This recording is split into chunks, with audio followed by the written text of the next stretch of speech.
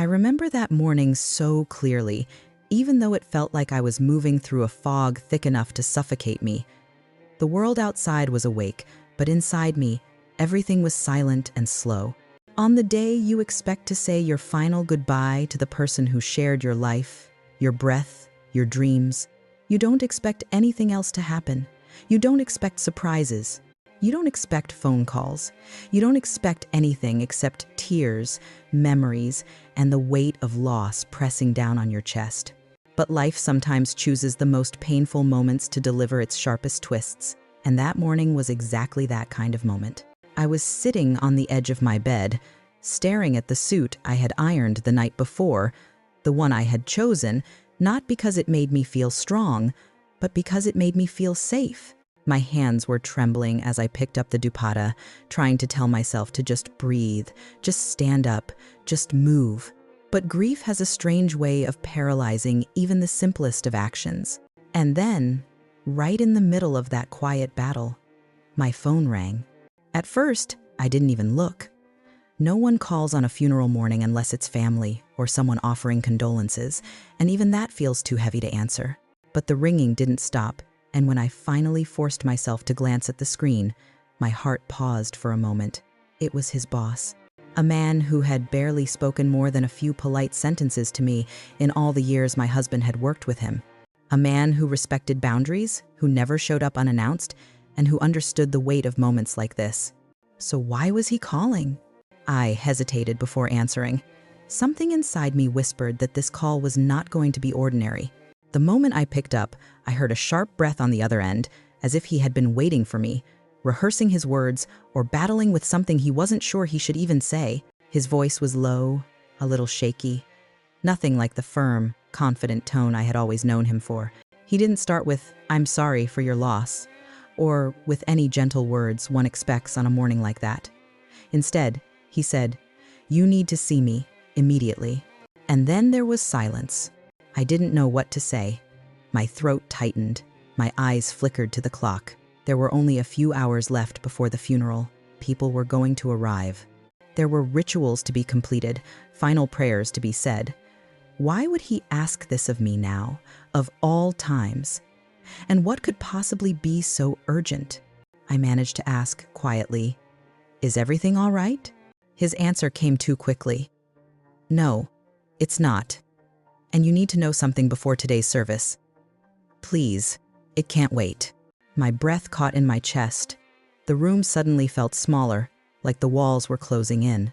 My knees weakened, and I sat back down.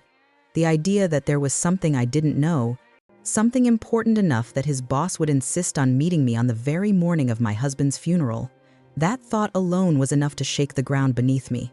For a moment, a part of me refused to believe it. What could he possibly tell me? What truth could be so heavy that it demanded to be spoken today, of all days? I wanted to say no. I wanted to say that I couldn't handle anything else. My heart was already carrying enough pain to last a lifetime. But something in his voice, something almost desperate, pulled me in. It wasn't the tone of a man delivering gossip or unnecessary information. It was the tone of someone who had been holding something for too long, something that didn't belong to him, something he couldn't keep inside any longer. I could hear him pacing through the phone. I could hear his breath shaking.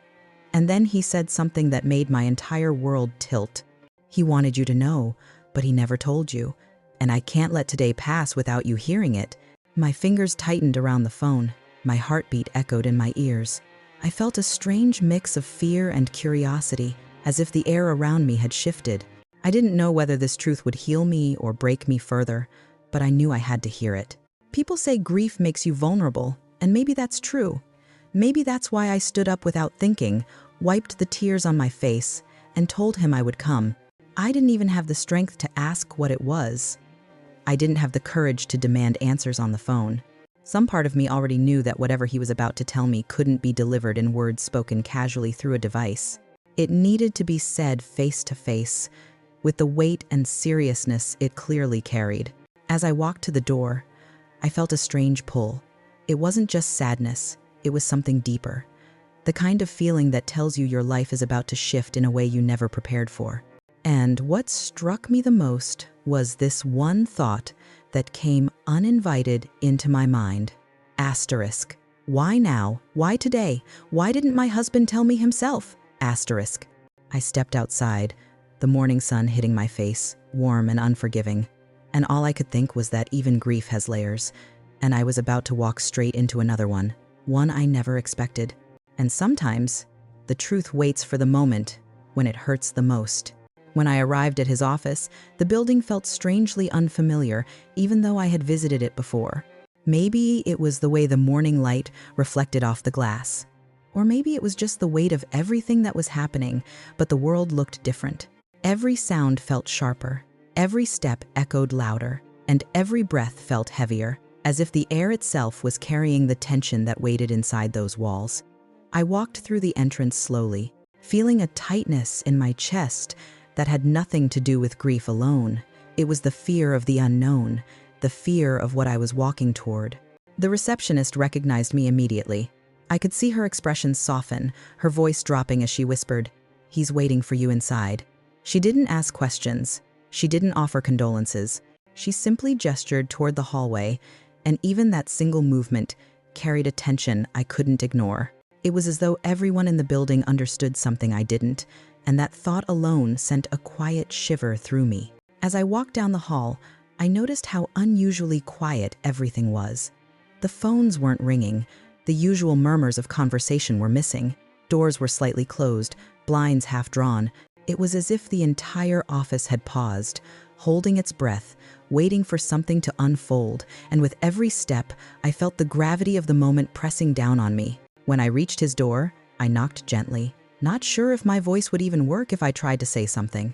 The door opened almost instantly, as if he had been standing right behind it. His face was pale, not from sadness alone, but from the kind of inner turmoil that comes with carrying a secret for too long. His eyes I had always known to be sharp, confident, and decisive, looked dim, almost haunted, and that alone made my heart beat faster.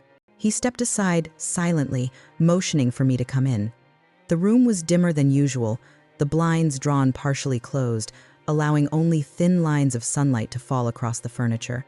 Papers were scattered on his desk, some piled, some fallen over, as though he had been pacing, touching things, putting them down, picking them up again. The chair behind the desk was turned slightly away, like it had been pushed back in frustration. Even the air in the room felt disturbed, carrying the weight of something that had been building for days, maybe weeks, maybe longer. I stood still, not knowing where to sit or whether I should even sit at all. He didn't speak immediately. He didn't rush into explanations. He just stared at me for a long moment, his hands trembling slightly as he ran them through his hair.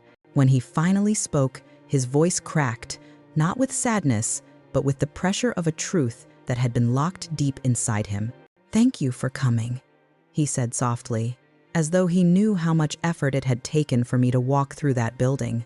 "I know today is the worst possible day for something like this. I know you didn't need anything more added to your pain. But I didn't have a choice. Not anymore." His words hung in the air, heavy, uncertain, forming a space between us that neither of us knew how to cross. I managed to whisper, "What is this about?" And even though my voice was calm, my heart was racing.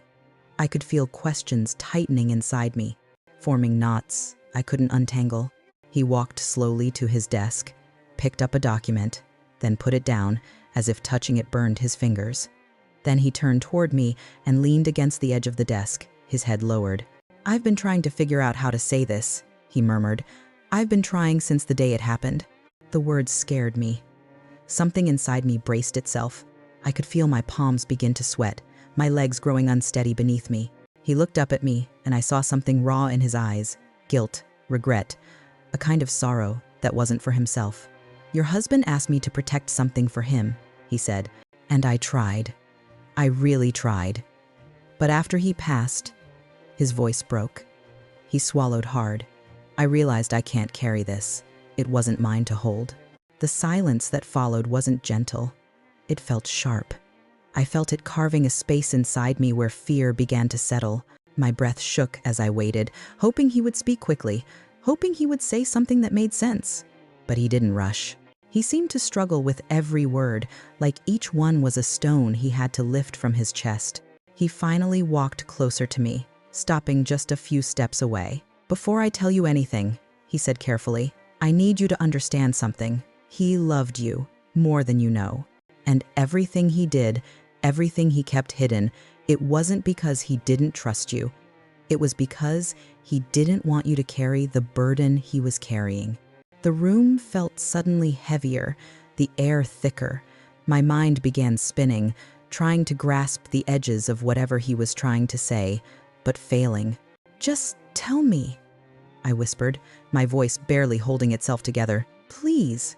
He nodded slowly, as though bracing himself for what he knew would come next. He took a deep breath, exhaled shakily, and then, after a long pause, he said the words that began to unravel everything I thought I knew. And in that, when he finally gathered the strength to look me straight in the eyes, something shifted in the air. I could feel it, like the room itself understood that the moment we were stepping into was one I would never walk back out of unchanged. He sat down again, but this time there was no hesitation, no pacing, no searching for the perfect sentence. It was the silence before a storm breaks, the kind that makes your skin prickle because you know everything is about to tilt. He folded his hands, took a long breath that trembled slightly, and said, "Your husband was hiding something from you, something he carried alone for years." The words felt like a cold wave crashing against me. I didn't speak. I couldn't. My heart was beating so fast that even breathing felt like an effort. And yet, in that strange moment, a part of me leaned forward, not physically, but emotionally, almost as if my heart wanted to hear the truth, even while my mind begged for distance. He went on, carefully, almost painfully. "It wasn't because he didn't trust you. It wasn't because he didn't love you. He loved you more deeply than he ever said out loud, but he believed keeping this secret was the only way to protect you." I felt like a child being handed a puzzle with too many missing pieces. Protect me from what? From whom? Why burden himself alone? Why choose silence over honesty? The questions buzzed in my head like angry bees, stinging me from the inside. The boss reached into his drawer slowly, like he was touching something fragile. He placed a small black folder on the desk. It looked ordinary, worn around the edges, nothing that screamed significance. But the way he rested his hand on it, I knew it was anything but ordinary. He slid it toward me.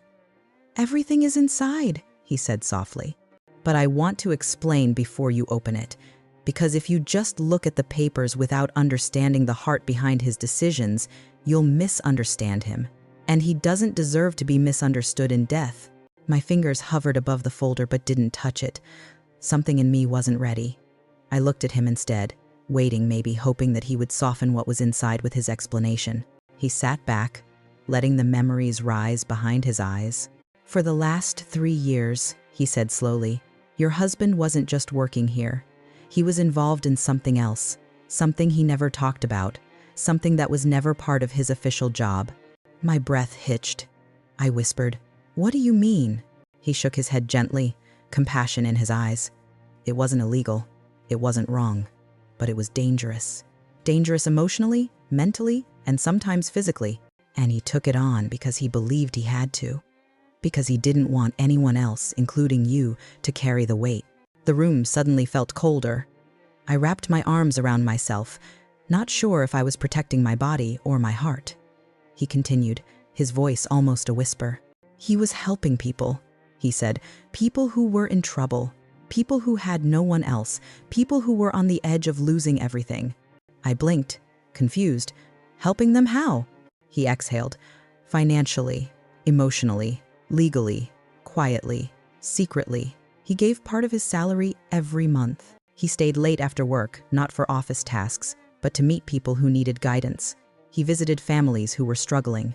He spoke to young men on the verge of bad decisions. He protected colleagues who were being threatened. He built a network of support for people who had been forgotten." My hand flew to my mouth. The tears came hot and fast. I knew my husband was a good man, kind, gentle, loyal. But I didn't know he carried so much compassion threaded into his soul that he would sacrifice pieces of himself for strangers. The boss nodded, understanding my shock. "He didn't tell you. he said, because he knew you'd beg him to stop. He knew you would worry. And he also knew that once you discovered how much time and energy he poured into this, you'd insist he put himself first. But he couldn't, not the way he was built. I felt my chest tighten, not with anger, but with a kind of aching admiration. He should have told me, I whispered. I would have stood by him. The boss gave me a sad smile. He knew that. That's exactly why he didn't tell you, because he was afraid that if you stood by him, you'd get pulled into it too. Some of the people he helped didn't have simple problems. Some were running from danger. Some were dealing with threats. He didn't want any of that touching you. A tear slipped down his cheek then, surprising both of us. He wiped it quickly and continued. And the hardest part? He never told anyone else either. Not his colleagues, not his friends, not even me until a year ago. He came to me because it was getting too much for him to handle alone. He leaned back, exhausted by the confession. I tried to convince him to stop. I told him he was burning himself out, but he said something I will never forget. He said, if I stop helping them, who will? My whole body trembled, because that was exactly the kind of thing he would say. And suddenly everything made sense the nights he came home tired, the moments he stared off into space, the days he looked like he was carrying a world I couldn't see. The boss opened his mouth again, but this time his voice broke completely. The truth you never expected is that he was a hero, not the kind people clap for, not the kind whose name is printed in newspapers, but the kind who quietly saves lives and carries burdens alone because he believes it's the right thing to do. I finally touched the folder. It felt heavier than it looked. When I opened it, I saw letters, thank you notes, testimonies, messages, photos of people he had helped, some handwritten, some typed, some anonymous, all filled with gratitude for a man who never asked for recognition. And in that moment, a wave of devastating pride washed over me. Sometimes the person you sleep beside carries a whole world you never glimpsed, not because they don't trust you, but because their goodness is too big to fit into words. Moment. Our world, his and mine, shifted in a way neither of us could ever take back.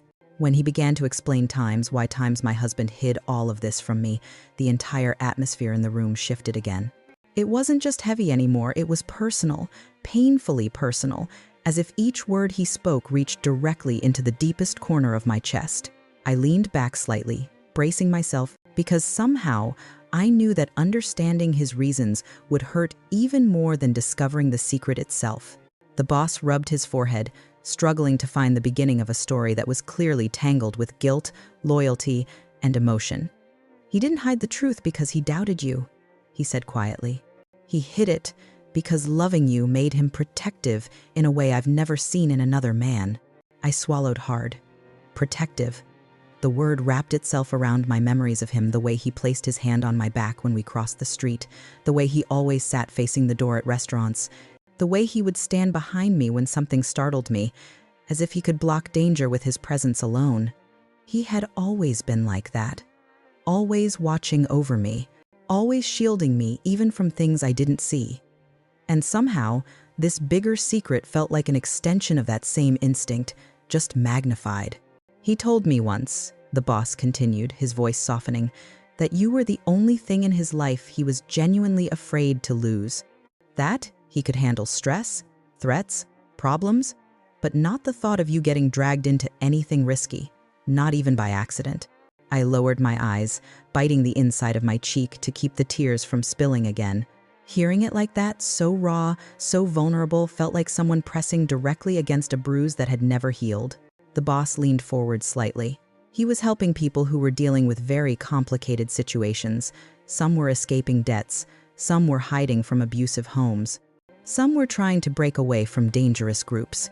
Not all of them were safe. Not all of them were stable. And even though what he did was good, the people he dealt with weren't always predictable. My breath caught. He paused, as if giving me a moment to absorb that. He kept you out of it, he said, because he didn't want even a shadow of that world touching you.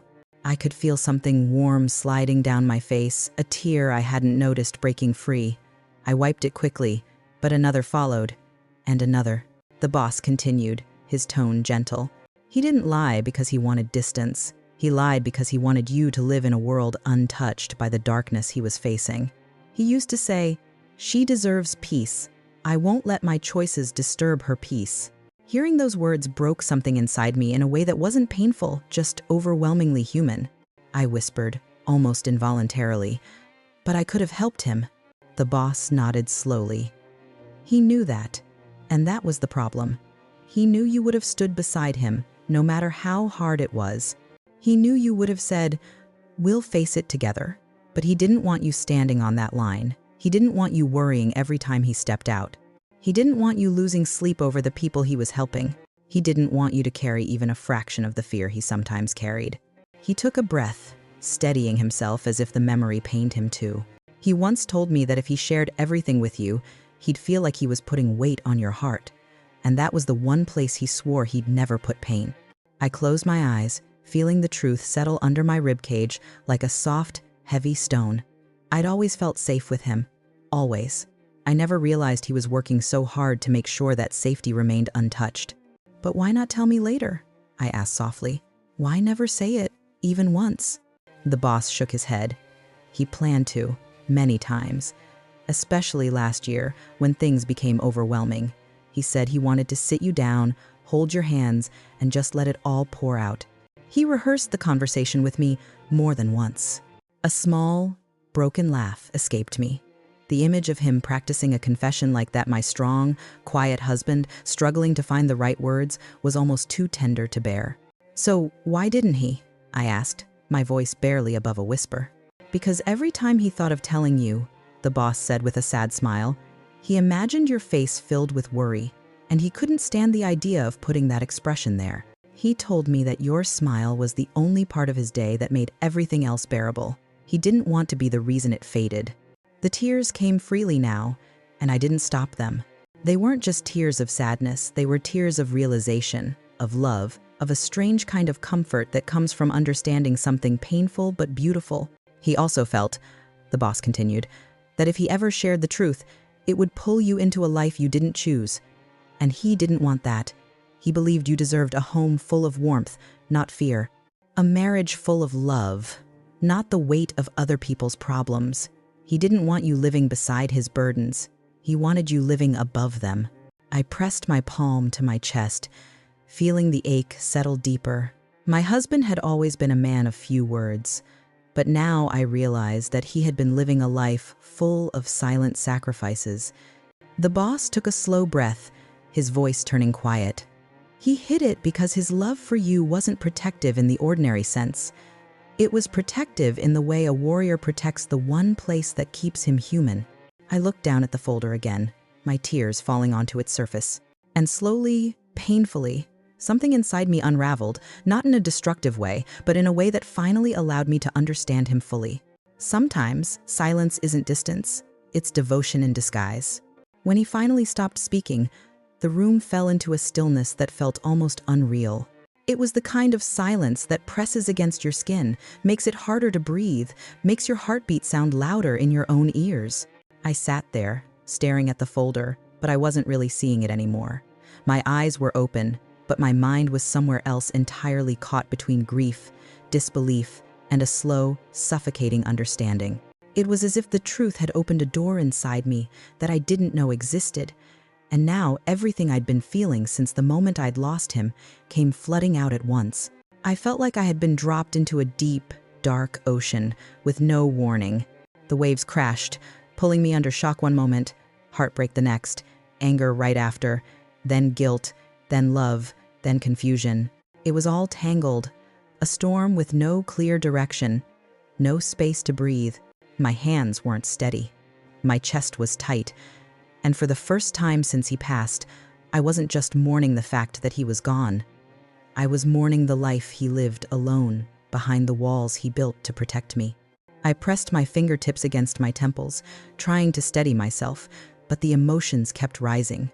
It was strange, grief had already broken me once, but this truth was breaking me in a completely different way. This wasn't the pain of losing him. This was the pain of discovering how much he had carried without letting me carry even a fraction of it. A part of me felt angry for a moment, angry that he hadn't trusted me with this part of his life, angry that he had faced danger or exhaustion without ever coming to me, angry that he took the weight of the world onto his shoulders while pretending everything was fine. But the anger didn't last. It flickered like a match, then went out. Because right behind it, I felt something stronger, something deeper, an overwhelming heartbreak at how alone he must have felt. How many nights had he lain awake beside me, staring at the ceiling while I slept peacefully, unaware of the burdens sitting on his chest? How many times had he forced a smile in the morning so I wouldn't sense his worries? How many times had he swallowed his stress because he was afraid I'd swallow it with him?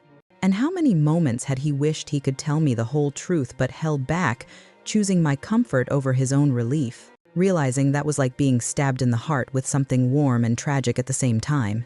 My tears weren't quiet anymore.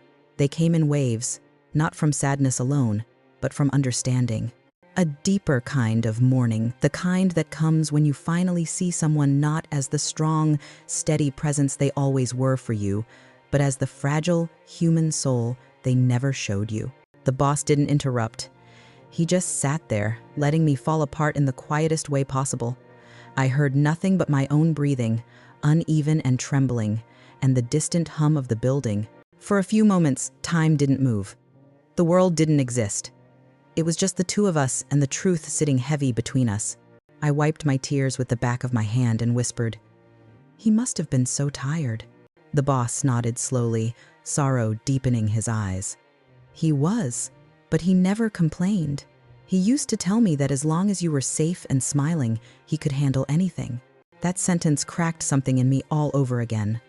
I tried to inhale, but the air didn't feel like it wanted to stay inside my lungs. I covered my mouth as another sob escaped. It wasn't loud. It was one of those broken sounds that come from the deepest part of you, the part that only reveals itself when you lose something irreplaceable. As the minutes passed, the storm inside me didn't calm, but it began to take a different shape.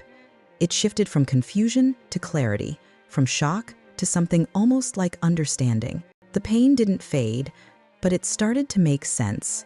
I wasn't just mourning the husband I lost. I was mourning the warrior he had been behind closed doors, the quiet protector who battled shadows I never saw. Slowly, I lifted my head. My tears were still falling, but my breathing steadied enough for me to speak. "All this time," I whispered, "I thought I knew everything about him. I thought our love was built without secrets, but he carried so much alone." The boss sighed softly. "He didn't want you to see the heavy parts. He wanted your world to remain light. He used to say that your joy was the one thing he never wanted his burdens to touch. He believed that protecting your peace was his purpose." I placed a hand over my heart because that's where it hurt the most. Not in the mind, not in the eyes, not even in the throat.